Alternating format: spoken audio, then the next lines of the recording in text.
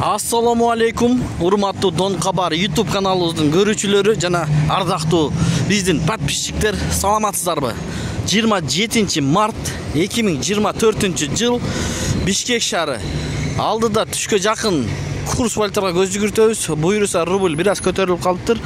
Рубль көтөрүлдү десе, ойлогоңуздар 1 сом 50 тыйын болуп кетти деп. Кечээки мурда күнгө караганда жакшы.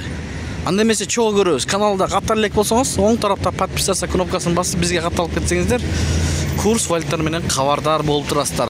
Азия трейдти көрөбүз. Бул жерде доллар 89.70, евро 96.70 тыйын, рубль 96 тыйын. Мына достор. Лира 2 сом 60 тыйын. Анын жанындагы бул обменкада дагы ушундай көрүнүш.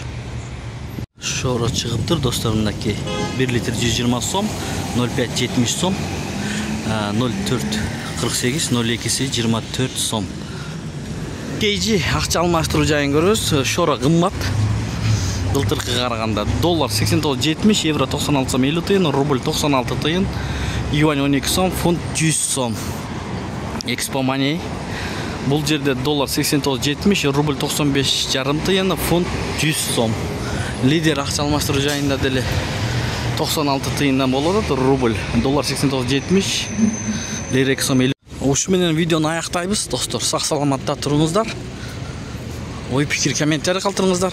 Тапкан акчаңыздарга береке берген болсун.